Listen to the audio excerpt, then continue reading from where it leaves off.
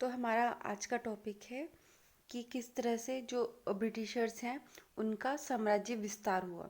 तो हिमाचल में खासकर उनका साम्राज्य विस्तार किस प्रकार से हुआ। तो उनके साम्राज्य विस्तार की अगर हम शुरुआत माने तो हम छावनियों से भी कह सकते हैं। वैसे तो जब उन्होंने गोरखा सेना को हरा दिया और सिखों से भी लड़ चुके थे तो बहुत सारे एरियाज उनके हाथ में आ चुके थे। अब उसके बाद उन्होंने क्या किया, धीरे धीरे अपनी छावनियों का निर्माण शुरू किया। तो बोला गया है कि ब्रिटिश छावनियों का निर्माण और स्थापना पूरे देश में जो मौजूदा समय में 62 छावनी एरिया हैं जो कि केंद्र सरकार के रक्षा मंत्रालय के अधीन है। हिमाचल प्रदेश में 7 छावनी एरिया, कितने 7 छावनी एरिया हैं जिन्हें ब्रिटिश काल में स्थापित किया गया था।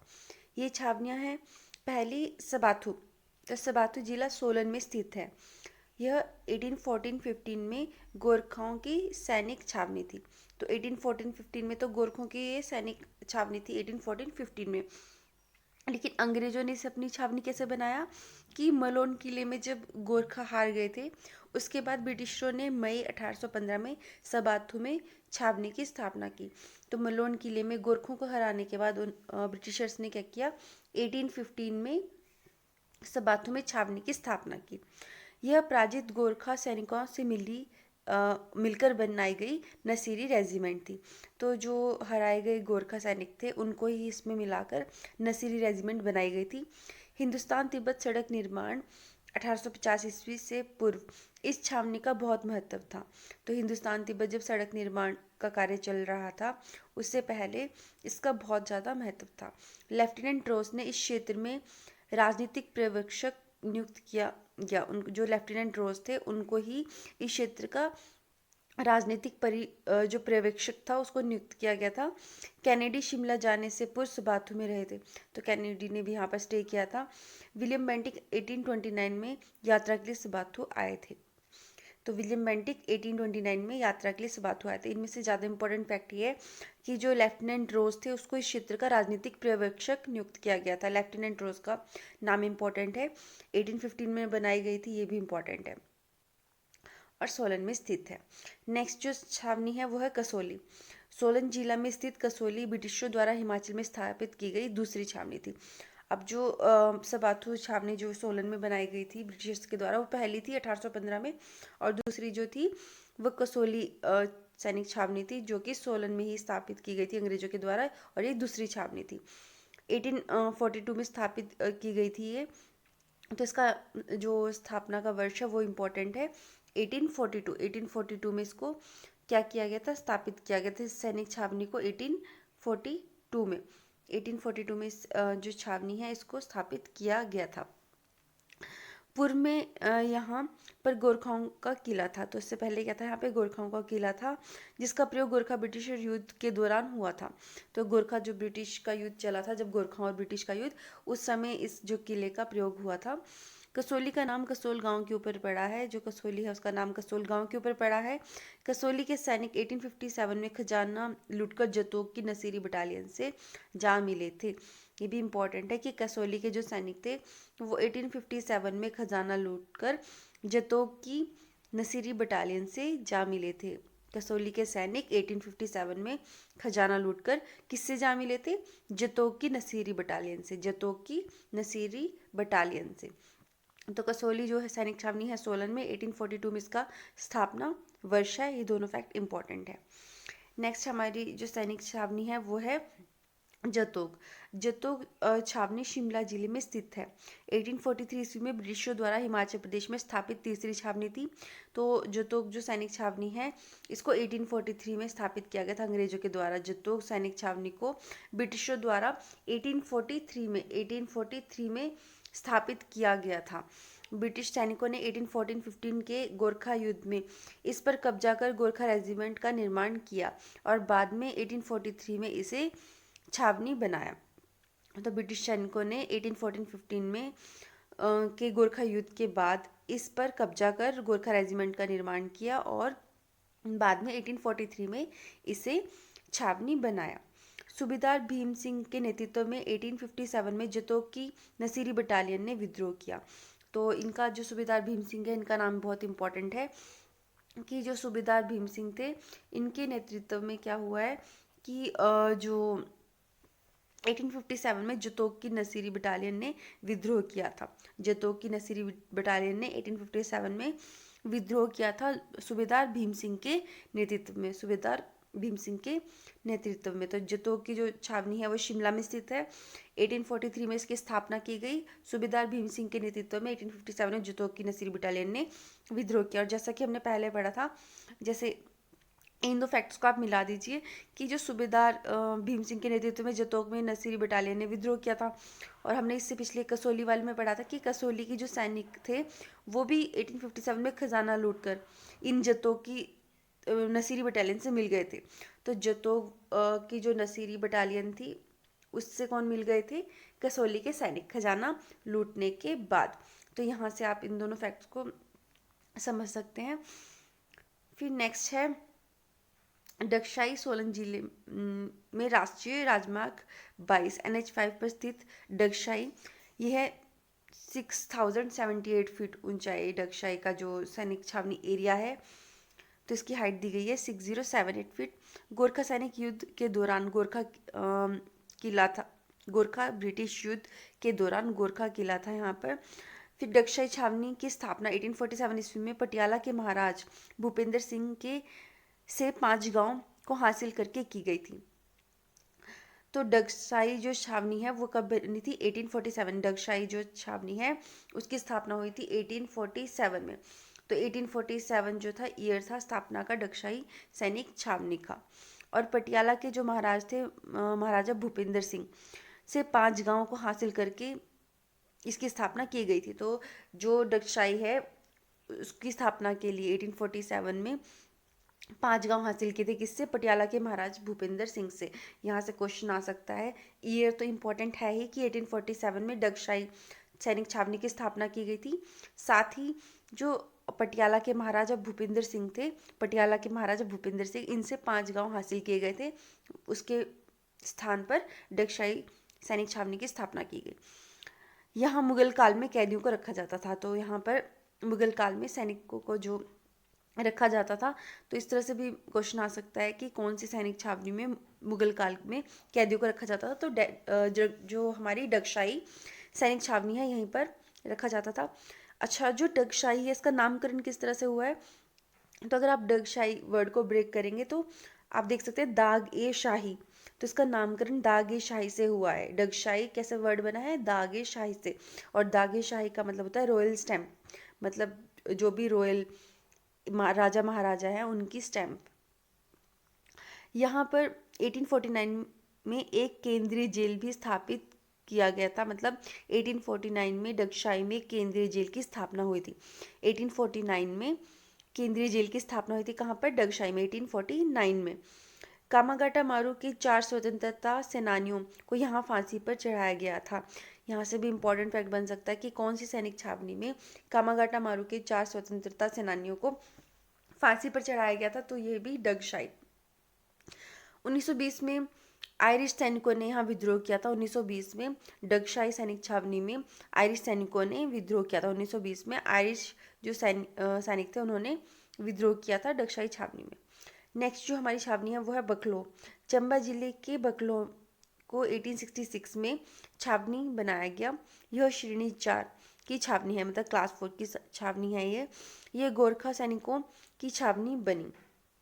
तो बकलो जो है ये चंबा में एरिया पड़ता है। बकलो चंबा का एरिया, बकलो जो है ये चंबा का एरिया है, और यहाँ पर 1866 में छावनी बनाया गया था इसको। बकलो चंबा का एरिया है, बकलो कहाँ पर है? चंबा में, और इसको 1866 में छावनी बनाया गया था। डलहौजी, डलहौजी की जो है की स्थापना लॉर्ड डलहौजी ने 1854 ईस्वी में की थी। तो डलहौजी जो एरिया है उसकी स्थापना लॉर्ड डलहौजी ने 1854 ईस्वी में की थी। जो ये डलहौजी एरिया है यहाँ पर छावनी की स्थापना 1867 में हुई। तो डलहौजी जो पहले तो डलहौजी की स्थापना की गई 1854 में, और उसको छावनी एरिया कब बनाया गया? 1867 में। डलहौजी की स्थापना 1854 में लॉर्ड डलहौजी के द्वारा। ये अपने आप में एक क्वेश्चन बन सकता है कि डलहौजी की स्थापना लॉर्ड डलहौजी के द्वारा किस वर्ष की गई थी? 1854 में। और इसको सैनिक छावनी कब बनाया गया? 1867 में। चंबा रियासत के राजा श्री सिंह ने 1857 के विद्रोह में ब्रिटिशरों की सहायता के लिए अपने सैनिक डलहौजी भेजे थे। यहाँ से भी इम्पोर्टेंट फैक्ट बनता है कि चंबा के कौन से राजा ने 1857 के विद्रोह में ब्रिटिशरों की सहायता के लिए अपने सैनिक डलहौजी भेजे थे। वो थे राजा श्री सिंह। राजा श्री सिंह ये 1857 के टाइम पीरियड के अराउंड इनका ही कार्यकाल चल रहा था, तो इन्होंने यहाँ पर अपने सैनिक भेजे थे अंग्रेजों की सहायता के लिए डलहौजी में। नेक्स्ट जो सैनिक छावनी है वो है योल। योल कांगड़ा में 1849 ईस्वी में ब्रिटिश सेना को पराजित किया गया। जो योल कांगड़ा में जगह है वहाँ पर 1849 में ब्रिटिश सेना को पराजित किया गया, परंतु इसे छावनी का दर्जा 1942 को प्राप्त हुआ। तो बेशक यहाँ पर ब्रिटिश सेना स्थापित की गई थी 1849 में। योल कांगड़ा में 1849 में ब्रिटिश सेना को स्थापित कर दिया गया था। 1849 में बेशक ब्रिटिश सेना यहाँ पर स्थापित हो गई, लेकिन इसको छावनी का दर्जा बहुत देर बाद मिला, बहुत सालों बाद मिला, 1942 में। 1849 में ब्रिटिश सेना स्थापित हो गई थी योल में कांगड़ा में, योल कांगड़ा में 1849 में ब्रिटिश सेना स्थापित हो गई थी, लेकिन सैनिक छावनी का दर्जा मिला 1942 में। ब्रिटिश सरकार द्वारा हिमाचल प्रदेश में स्थापित अधिकतर छावनियाँ गोरखा ब्रिटिश युद्ध के दौरान गोरखा द्वारा इस्तेमाल किए जाने वाले किलों में हुई है। तो जैसे उन्होंने गोरखों को हराया, तो उसके बाद जो भी एरियाज थे जो जहाँ पर गोरखाओं ने जिसको स्थापित किया था, उनको ही अंग्रेजों ने अधिकतर सैनिक छावनियों का रूप प्रदान किया। अधिकतर सैनिक छावनियों का निर्माण गोरखा सैनिकों से हुआ है, और इसमें जो भी हारे हुए गोरखा सैनिक थे उनको ही शामिल किया गया है, तभी नसीरी बटालियन बनाई गई जो 1814-15 में गोरखा ब्रिटिश युद्ध के बाद नेपाल नहीं गए। तो ऐसे भी सैनिक थे जो नेपाल नहीं गए, उनको ही मिलाकर नसीरी रेजिमेंट को बनाया गया। अगला देखते हैं हम थोड़ा सा कि पहाड़ी राज्य के प्रति अंग्रेजों की प्रशासनिक नीति। तो पहाड़ी राज्यों के प्रति अंग्रेजों की जो प्रशासनिक नीति थी वो कैसी थी, ये भी इम्पोर्टेंट टॉपिक है। तो पहाड़ी राज्यों के प्रति अंग्रेजों की प्रशासनिक नीति। आंग्ल गोरखा युद्ध जो 1815 में हमारा आंग्ल गोरखा युद्ध हुआ था, उसके पश्चात गोरखों की अधीनस्थ जो गोरखों के अधीनस्थ जो रियासतें थी अंग्रेजों के संरक्षण में आ गई। अब जैसे ही गोरखे हार जाते हैं 1815 में आंग्ल गोरखा युद्ध में, तो जो भी गोरखों ने जिन जगहों पर कब्जा किया था वो अंग्रेजों के अधिकार में आ गई। इसी प्रकार प्रथम आंग्ल सिख युद्ध में 1846 के बाद वे रियासतें जो सिखों के अधिकार में थी वो भी अंग्रेजों के अधिकार में आ गई। तो इस तरीके से उन्हें गोरखों द्वारा जीते हुए क्षेत्र भी प्राप्त हो गए अंग्रेजों को, और जो सिखों ने जीते थे क्षेत्र वो भी उनको प्राप्त हो गए। 1846 के बाद सिखों के क्षेत्र भी उन्हें प्राप्त हो गए, उन पर भी उनका अधिकार हो गया। पहाड़ी राज्यों के प्रति अंग्रेजों ने 1815 के पश्चात निम्न प्रकार की नीतियां अपनाई। तो जो नीतियां इन्होंने पहाड़ी राज्यों के प्रति अपनाई हैं वो ऐसे नीचे दी गई हैं इसमें। अब हम उसको पढ़ेंगे।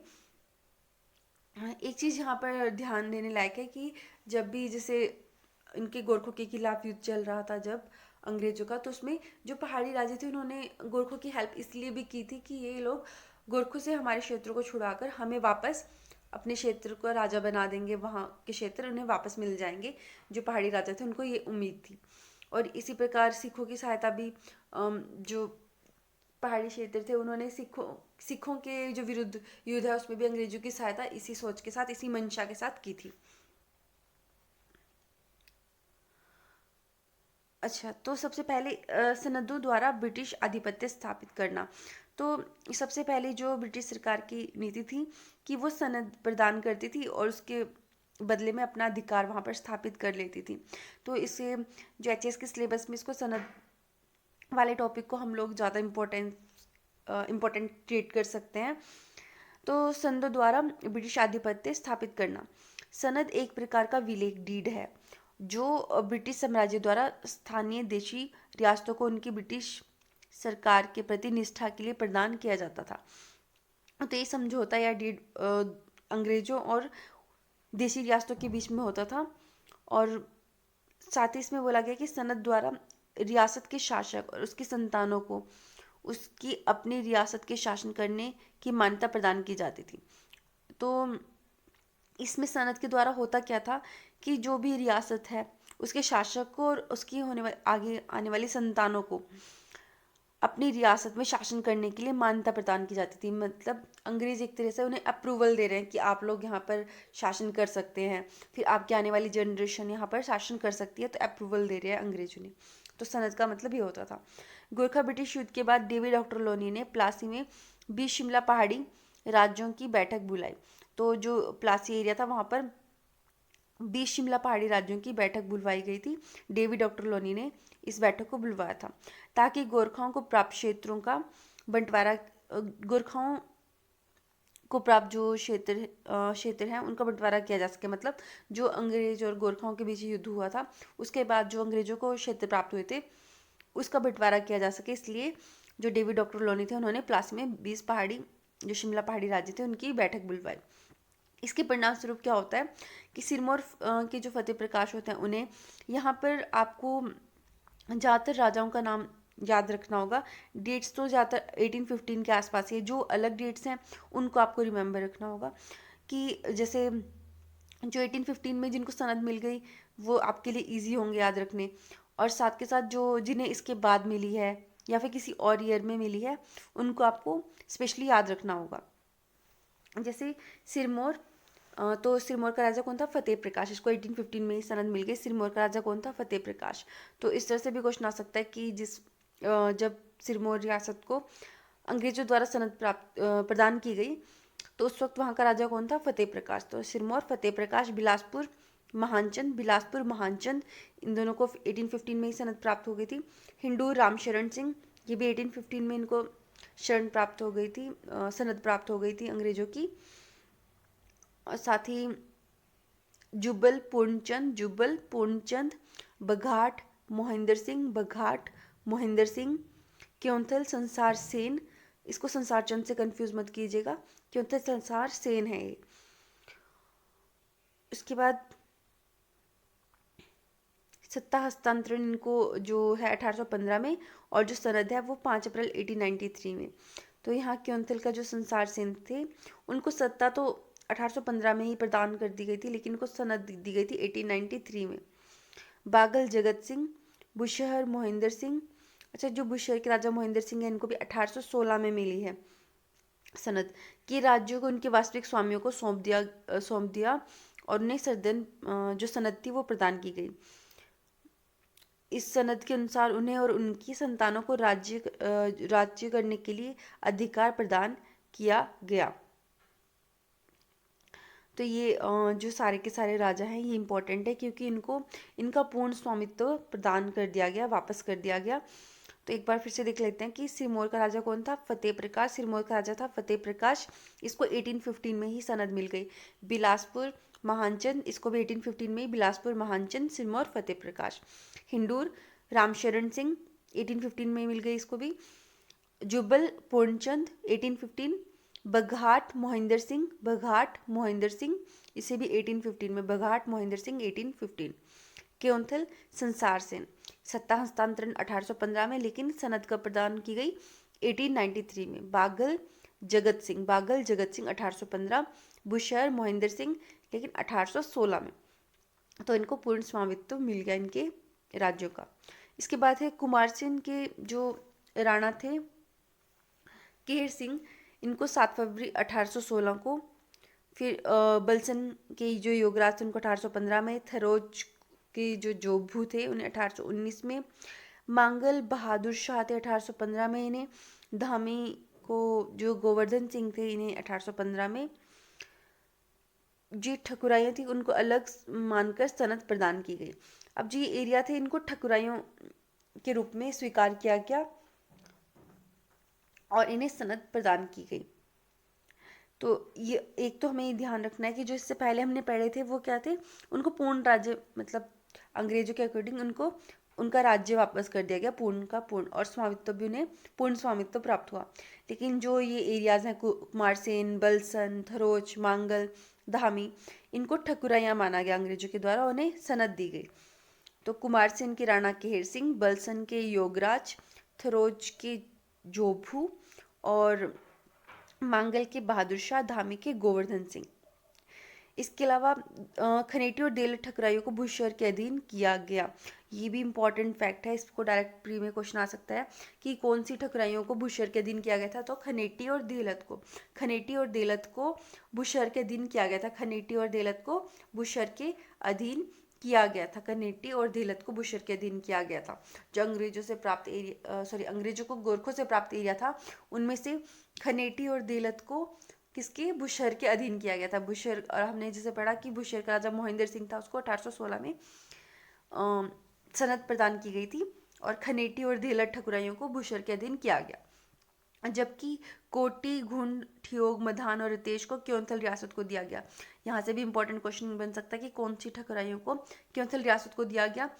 तो वो है कोटी, घुंड, ठियोग, मधान और रितेश। कोटी, घुंड, ठियोग, मधान और रितेश। कोटी, घुंड, ठियोग, मधान और रितेश। ये क्वेश्चन इस तरह से आ सकता है कि कोठी, गुंड, ठियोग, मधान और रितेश को किस रियासत को दिया गया। तो क्योंथल रियासत को दिया गया था। क्योंथल रियासत को दिया गया था कोटी, गुंड, ठियोग, मधान और रितेश। क्योंथल रियासत को दी गई ये ठकुराइयाँ, और खनेटी और देलत को दिया गया, भूशहर के अधीन किया गया इन्हें। आगे देखते हैं, सनदों के अंतर्गत पहाड़ी रियासतों को अंग्रेजी सुरक्षा के बदले कुछ शर्तों का पालन आवश्यक था। तो जब सनद दी जाती थी तो अंग्रेज उन्हें ये आश्वासन देते थे कि उनको वे सुरक्षा प्रदान करेंगे, लेकिन उन्हें कुछ शर्तों का पालन करना होगा। जैसे कि 12 फुट जो चौड़ी सड़कों का निर्माण करना होगा, ताकि जो अंग्रेज व्यापार वगैरह करें उसमें उनको सड़कों का उपयोग वो आसानी से कर सकें, और जो रोड हैं वो उनके अकॉर्डिंग हो। युद्ध के समय कुलियों, सशस्त्र नौकरों सहित अंग्रेजों की सहायता करना। तो उन्होंने एक और कंडीशन क्या रखी थी रोड्स के अलावा, कि आपको जो भी युद्ध के समय आपको कुली प्रदान करेंगे, सशस्त्र नौकर ये प्रदान करेंगे, ये भी अंग्रेजों की शर्त थी। ब्रिटिश व्यापारियों और सम्मान को अपने राज्य में निःशुल्क गुजरने देना, और जरूरत भी शायद रखी गई थी उनके सामने कि वो कानून व्यवस्था तथा कृषि में सुधार करें तथा लोगों की शिकायतें दूर करें। नेक्स्ट था कि हस्तक्षेप की नीति। तो इसके अकॉर्डिंग अंग्रेजों ने देशी शासकों को प्रशासन पर कड़ा नियंत्रण रखा। अंग्रेजों ने देशी जो शासक थे उनके प्रशासन पर कड़ा नियंत्रण रखा। कंपनी सरकार के अफसर जनसाधारण के आधार जो आर्थिक और सामाजिक और धार्मिक जीवन में हस्तक्षेप करते थे। तो इस तरह से अंग्रेजों का बहुत हस्तक्षेप था देशी शासकों के प्रशासन पर। ईसाई मिशनरी 1853 में, तो 1853 ईयर इंपॉर्टेंट है। इसमें अंग्रेजों ने किन्नौर और लाहौल के कबायली क्षेत्रों में अपने धर्म प्रचार के लिए ईसाई मोरेवियन मिशन की स्थापना की। तो 1853 में अंग्रेजों ने किसके क्षेत्र में, किन्नौर और लाहौल में 1853 में अंग्रेजों ने किन्नौर और लाहौल में कबायली क्षेत्रों में अपने धर्म प्रचार के लिए ईसाई मोरेवियन मिशन की स्थापना की। और जो डॉक्टर ADH फ्रैकल की अध्यक्षता में कार्य करना आरंभ किया। किसकी अध्यक्षता में, डॉक्टर ADH फ्रैकल की अध्यक्षता में कार्य करना आरंभ किया 1853 में। किन्नौर, लाहौल स्पीति में जो हम वहाँ के कबायली क्षेत्र थे वहाँ पर इन्होंने ईसाई मोरेवियन मिशन की स्थापना की थी डॉक्टर ADH फ्रैकल की अध्यक्षता में। लैप्स की नीति 1850 में गवर्नर जनरल लॉर्ड डलहौजी ने लैप्स की नीति के आधार पर बघाट के राजा की मृत्यु के पश्चात पैतृक उत्तराधिकारी न होने पर उसका राज्य छीन लिया था। तो 1850 में गवर्नर जनरल लॉर्ड डलहौजी ने छीना था लैप्स की नीति के आधार पर बघाट के राजा की मृत्यु के बाद उनका राज्य। सुपरिटेंडेंट की नियुक्ति मंडी, सुकेत, बिलासपुर, चंबा रियासतों में सत्तू स्टेट सुपरिटेंडेंट नियुक्त किया गया तथा शिमला हिल स्टेट को शिमला सुपरिटेंडेंट के अधीन कर दिया गया। तो मंडी, सुकेत, बिलासपुर, चंबा, मंडी, सुकेत, बिलासपुर, चंबा 6 सतलुज स्टेट्स सुपरिटेंडेंट नियुक्त किया गया था। तो आपको ये भी इंपॉर्टेंट याद रखना है कि जो 6 सतलुज स्टेट्स हैं वो सुपरिटेंडेंट के अंडर कौन कौन से रियासतें आती थी। तो मंडी, सुकेत, बिलासपुर और चंबा, मंडी, सुकेत, बिलासपुर और चंबा, मंडी, सुकेत, बिलासपुर और चंबा। और जो इसके अलावा शिमला हिल स्टेट्स को इन्होंने एक अलग शिमला सुपरिटेंडेंट के अधीन करा था। डिप्टी कमिश्नर की नियुक्ति 1849 में अंग्रेजों ने कांगड़ा में विद्रोह दबाने के लिए कांगड़ा, कुल्लू, लाहौल स्पीति को एक जिला प्रशासनिक इकाई बनाकर डिप्टी कमिश्नर के अधीन किया था। तो 1849 में इन्होंने कांगड़ा, कुल्लू और लाहौल स्पीति के विद्रोह को दबाने के लिए वहां पर एक डिप्टी कमिश्नर के अधीन इस एरिया को किया गया था, कांगड़ा, कुल्लू और लाहौल स्पीति के एरिया को। कब? 1849 में। डिप्टी कमिश्नर की नियुक्ति कहाँ की गई थी? 1849 में कांगड़ा, कुल्लू और लाहौल स्पीति के एरिया में। जो सैनिक शिविरों एवं छावनियों का निर्माण, अंग्रेजों ने गोरखा युद्ध से प्राप्त किलों, क्षेत्रों और भू संपत्तियों को अपने कब्जे में रख व्यापारिक केंद्र, स्थानीय शिविरों और सैनिक छावनियों का निर्माण किया। ब्रिटिश शासक अपनी इच्छा से किसी राज्य के क्षेत्र व सीमा में फेरबदल करते रहे। इस नीति के अनुसार 1830 में अंग्रेजों ने क्योंथल के राणा संसार सेन से 12 गांव प्राप्त कर शिमला शहर का निर्माण आरंभ किया। तो पहले तो यहाँ पर देखो इन्होंने बोला गया कि जो अंग्रेजों ने ना गोरखों से जो भी किले, क्षेत्र, भू संपत्ति अपने कब्जे में की थी और व्यापारिक केंद्र, सैनिक शिविर और सैनिक छावनियों का निर्माण किया था इन एरियाज पर। ब्रिटिश शासक अपनी इच्छा के किसी राज्य के क्षेत्र व सीमा में फेरबदल कर सकते थे, वो जहाँ पर भी उनकी इच्छा होती थी। और ये बहुत इंपॉर्टेंट फैक्ट है कि 1830 में अंग्रेजों ने क्या किया? क्योंथल के जो राणा थे संसार सेन, 1830 में अंग्रेजों ने क्योंथल के राणा संसार सेन से 12 गांव प्राप्त किए थे, 12 गांव प्राप्त किए थे और शिमला शहर का निर्माण आरंभ किया था। तो शिमला शहर के लिए कितने गांव क्योंथल से प्राप्त किए थे? 12। और क्योंथल का उस वक्त शासक कौन था? राणा संसार सेन, 1830 में। इससे आगे हम पढ़ेंगे कि अंग्रेजों ने जो शिमला पहाड़ी रियासतें हैं उनसे कैसे संबंध स्थापित किए थे। तो ये हम लोग नेक्स्ट टॉपिक में देखेंगे।